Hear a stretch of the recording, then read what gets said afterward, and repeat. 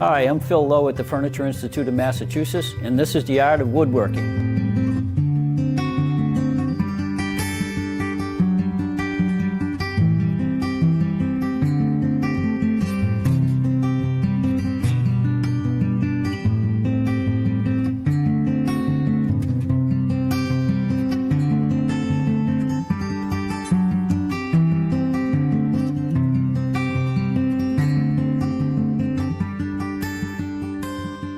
Today, what I'd like to do is to show you a few things about carving. You know, carving's been around for quite a bit of time.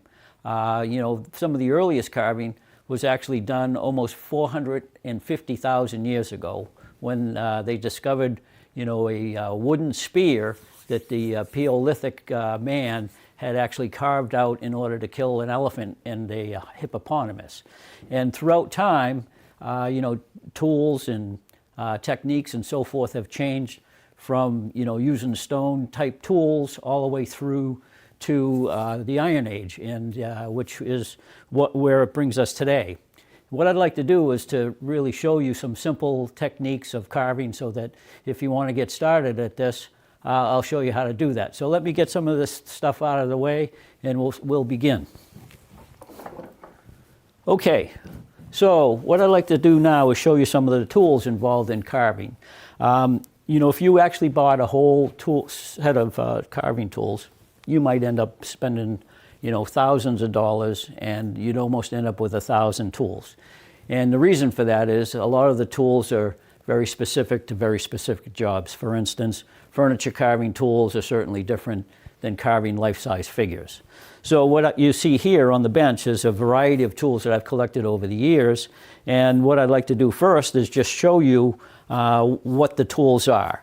And if we start off, usually these tools are numbered. They're 1 through 25, 26, somewhere around there. And the number ones are actually tools that are basically straight across this way. And if you look at this particular tool, it has a bevel on both sides, whereas this one here actually has a single bevel on one side. And you can use, you know, these are used for different purposes. But you'll also notice that these are of different width. We also have some really narrow ones, which are quite narrow. And on some of these tool handles, you'll find that they actually have a number on them. Let me see if I can grab one of these newer tools. So if you look at these numbers on the handle, the number 7 determines the curvature of the blade, and the number 20 determines the width of the blade. So with that being said, you'll notice that these 3 tools here range in size from about 3/8 of an inch to about 1 1/8 inches, somewhere around there. The next series of tools would be a number 2, which would be a, let's see what we got here. A number, I thought we had these in order. Yeah, number 2 here is, as you can see, this is quite narrow. And we also have one that is relatively wide. So this is a number 212, so it indicates that the 2 is actually the curvature and the 12 is the width. And then we have a really small, probably about 1/8 inch wide, number 2 as well. So as we go through these different sizes, you'll notice that with each number, we'll jump up to a number 3 here, you'll notice that the curvature on these start to increase. So the 3s are going to have a little bit more, and if we go over to a number, let's see which way we headed here, let's say a number 5, we'll pull this one out, you know, the 3 and the 5, if you can actually see the ends of these, you'll notice that the curvature increases as the numbers go up. So if I jump up to like a number 7, which this one here is quite wide. This is a 725, as opposed to the number 5. You'll see the difference in the curvature of the blade. So if we're trying to, do different designs and so forth, we can incorporate some of these curves in order to create, the shapes of the curves that we're trying to develop. So I could certainly use, something like this, a tool like this would cut a certain shape in one direction, and then use another tool in the opposite direction to get a softer curve. So, but also you'll notice that there's a number of other types of tools that are involved in here as well. So if we work our way up, the number 9s, which are, these, the 8s and the 9s, let's see, this is an 8, let's see, this is a number 8, here's a number 9 here. The number 8 is almost just shy of a half circle, and the number 9 is just about a half circle. If you look at it directly in from the front, the distance from here to here is about whatever width this is, just say it's a ½ inch. The distance from up here down to the edge is about 1/4 inch. And with the 8, it's a little bit less than that. So, you have to get used to the numbers and the widths that you're going to use in order to, try to create the work that you're doing. Now, there's a few other tools here that are sort of specialty tools. The specialty tools are, tools like you see here. Now, what this is, these are what they call straight gouges, which are, perfectly straight in this direction. And then also you have these bent gouges. And these bent gouges are actually used to, go down inside of, a hollow in order to, to be able to take the material away, as opposed to a straight one. Whereas if I tried to cut into a hollow, what happens is the edge becomes engaged, the back of the chisel starts to hit and actually makes it jump, so you don't get a smooth cut. So, these are very specific. This happens to be a V tool, which is actually, at, a couple of angles that you might have here. And then we have a couple of bent gouges. This is a 7 and an 8. And again, the 7 is a little shallower and the 8 is a little deeper. So now, there's also a couple of other different types of tools, which are what we call spoon gouges. Now, if you look at this particular one here, the spoon actually, if you look at it, it's almost like a spoon. If you're going to eat with it or something like that. So it's a real radical bend right on the end of the tool, as opposed to a long bend that has got a really long, that's why they call them a long bend. It's got a long bend over the length of it. So, these are for, getting down inside of really acute areas, like that ball and claw foot that I was working on when we first started out. So if I was to use this tool, down inside of here, what that allows me to do is make a nice sweeping cut, right down from this web right into the ankle.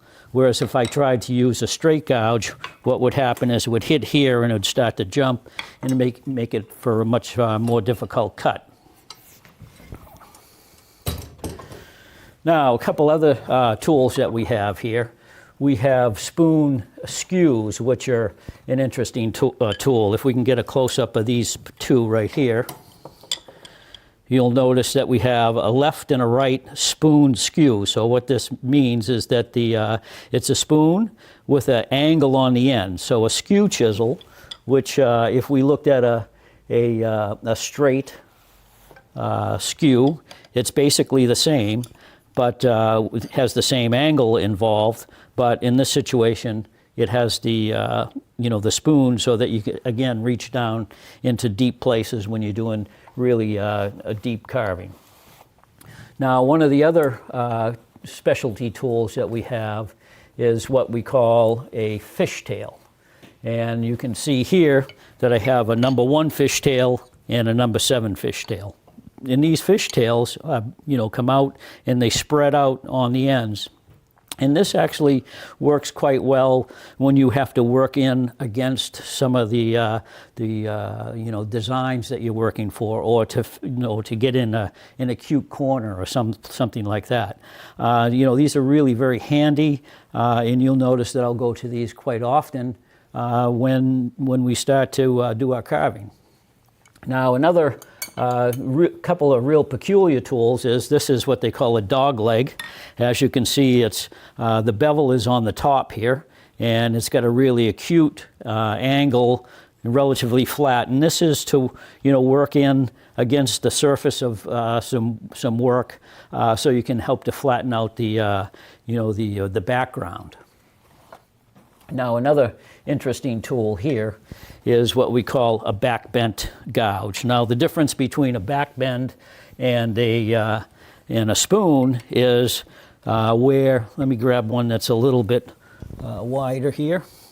If we have a spoon gouge, you'll notice if I flip this over, there's a bevel on the underside, and it's flat on the top, where the back bent, which we call this one, is flat on the underside and has the bevel on the top. And this is actually used to go over the top of things in order to lift the handle up. A lot of times, if we're making cuts across the surface of a piece, the handle can become involved in the work that we're doing. So the idea of having that handle angled up in this direction as we're making our cuts, we don't have any difficulty with the handle getting in the way. Okay, we got a couple other funny ones here as well. This is what they call a winged V-tool, or I should probably point out a V-tool to begin with. A V-tool, first of all, is a tool that's in the shape of a V. And as you can see, we have different widths as well as different heights as well. We also have various angles. You'll notice that the angle on this particular one is a little bit more vertical than the one alongside of it. This might even show it a little bit better. So if you look at the difference between these two, this one's almost a 90-degree V, where this one might be a 45-degree V. But the numbers on the ends of these indicate the actual angle of the V's. So with that, we have the winged V tool, which actually, instead of this surface being straight, it actually has a curvature to it. I don't know if you can see that or not on here.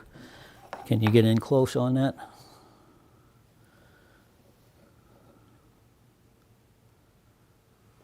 All right. So that's a winged V tool. Then we also have what they call a macaroni tool, which is sort of strange.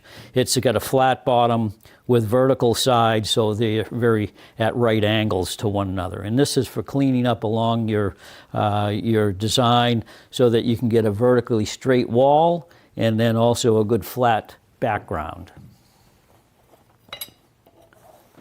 Okay, and then the last tool that we have here is one that's a little misshapen as far as the curve goes. It's actually a little flatter on the bottom and then have these heavy curves towards the end. And this is a number 24-8. But as you can see, there's a variety of different tools. And let me just grab some paperwork here, and I'll show you the number of tools that actually can be bought. Okay, if you take a look at this brochure here, these are all the different types of tools that you can buy. So for instance, the number 1s in the 2s, you can buy in a straight chisel, a skew chisel, a spoon chisel, a skew spoon chisel, right, a spoon skew chisel left, and then a fishtail. So if there's 19 of these lines on here, that indicates that I can buy 19 of this tool, 19 of that tool, 19 of this one, so on and so forth. So just this one, number 1s that I can buy almost 114 tools. So these lines are actually in the numbers alongside here, indicate the widths that you're buying them in.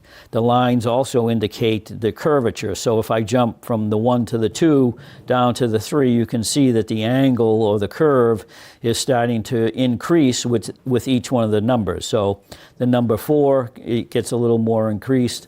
The 5, the 6, 7, and when you get up towards the 8 and the 9, they're extremely curved.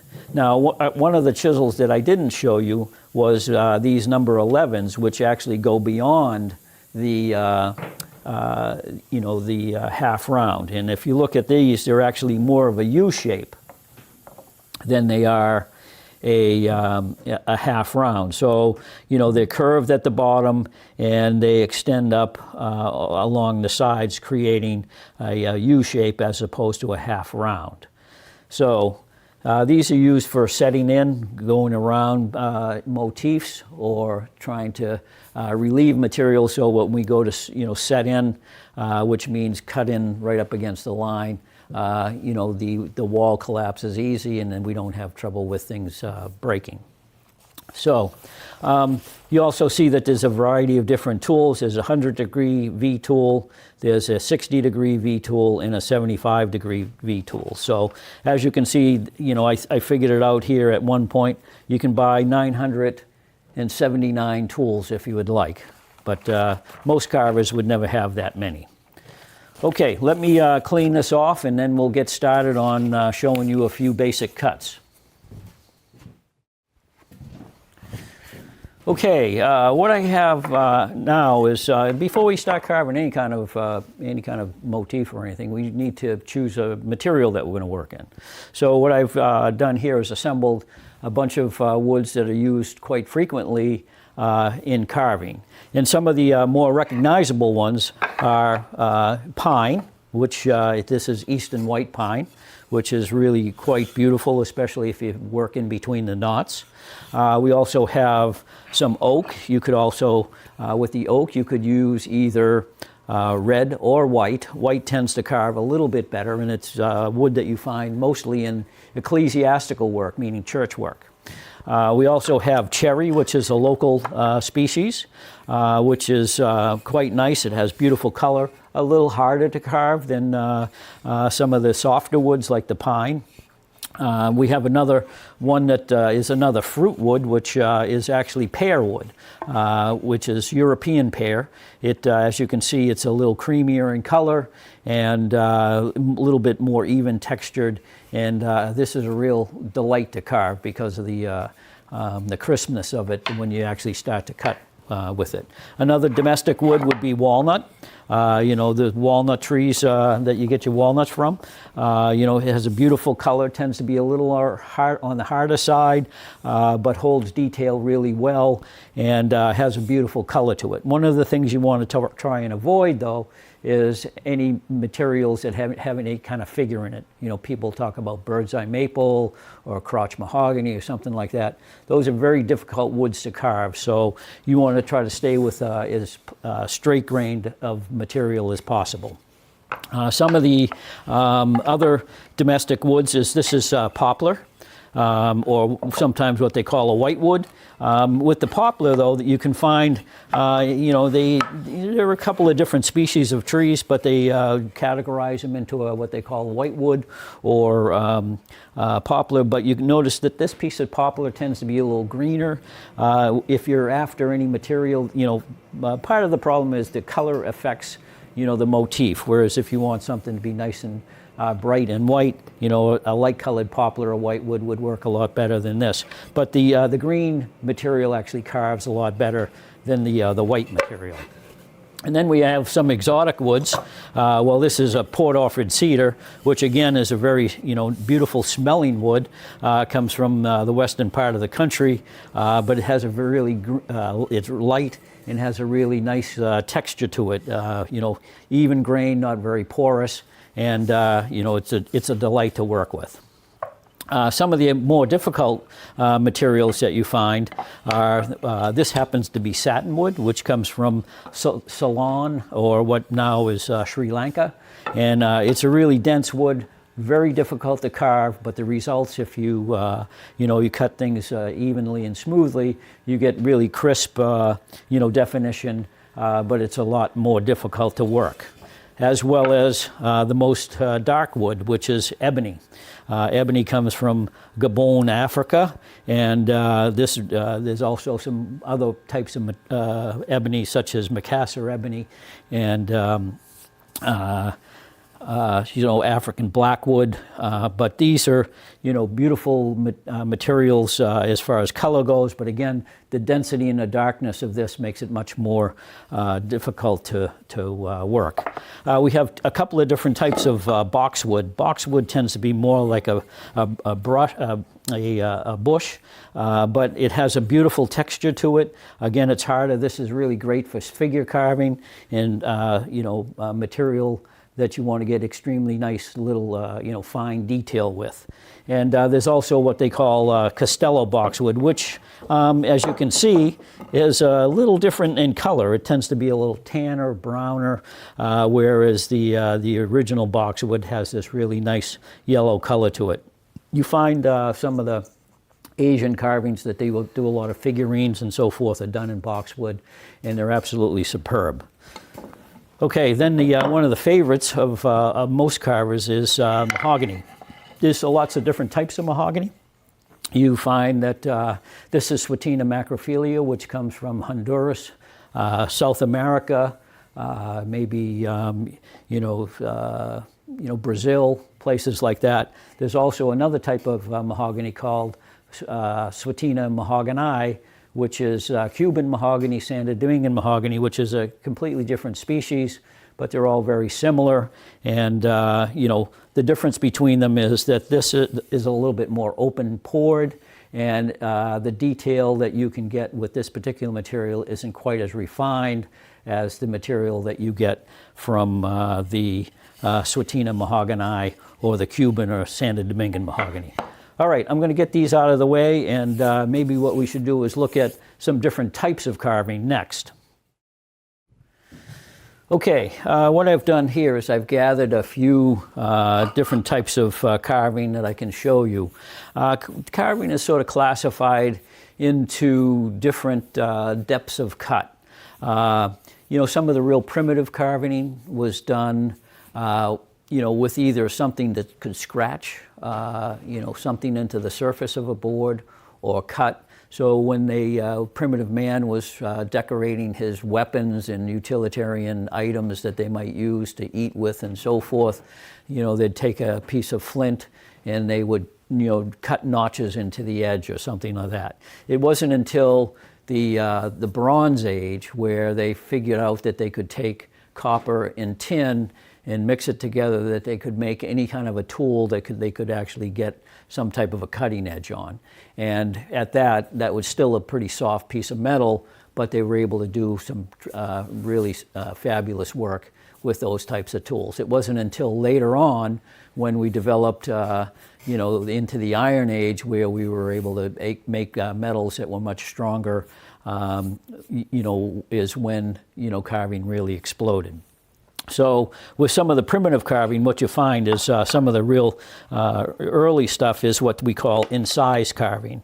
And if you focus in on, a couple of these little lines here, incised indicates what's going on. It's actually incised or cut into the surface of the board without any relief or taking of any material around. So you notice that this little branch and this little swirl are carving that is incised into the surface of the board. So that's the most primitive type. And then once they started going beyond that, they started to do what they call chip carving. And chip carving is a series of usually geometric designs that, as you can see here, it has this little circle with this six-sided figure in the center with these triangles inside of that, and with some incised carving on the surface in between each one of the triangles. And then, little chips of material were taken from the outside, and then you can see that it was accented by these curve cuts. And then on the ends of the top here, we have almost like this fish scaling taking place, and then the same representation of the triangle on the ends, and some incised cuts going around the outside of it. Then they also use some different decoration on the front, where they use these crisscrosses that were incised with some lines, and then some simple triangles that left a triangle inside of it. You know, half circles, so on and so forth. So you can get pretty creative with these sort of things. And there's lots of simple cuts. Now these cuts that are made on here, now even the back is a little different than the front. This is a great little box that Sandra found you know, at some junk shop someplace, and she just couldn't pass it up. She cleaned it up a little bit, and it's really, you know, the amount of work that went into this little object, it's really quite remarkable.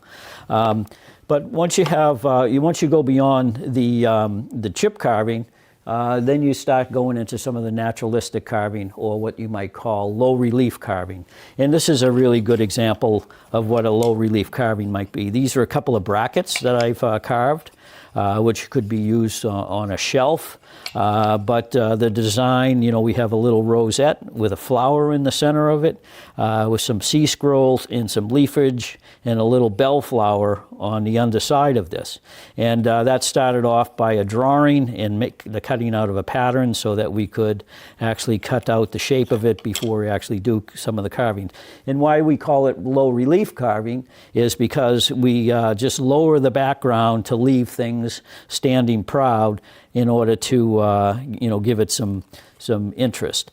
We also have things that are sort of a minimum relief carving, which is something similar to this this acanthus leaf, where you remove all the background from around the outside, and then come back with your carving tools and create the you know, the curved shapes and the leaves and the stems and so forth after you've taken the background back. Then we have some high relief carving, which would be like this festoon of flowers and fruit and leaves and so forth, which is, this is a really great piece of work. You know, when you think about it, this piece of wood actually started off about this thick, and they had to remove all that material from around the outside and get it perfectly smooth, and then come back and carve the you know, the ribbons and the leafage, and these looks like apples, and you know, they get some leafage here, and a pomegranate and a pine cone, and you know, just the imagination is really pretty remarkable. But you know, just to be able to see this in 3 dimension is really you know, pretty amazing. Also, then you might go into what we call carving in the round, like our golden cod here. This is a fish that we did in one of the carving classes one night, where we you know, drew out the shape of the cod, and then everybody had to imagine what the fish actually looked like. You know, we tried to, you know, make, you know, define the mouth and the eyes, the gills, all of the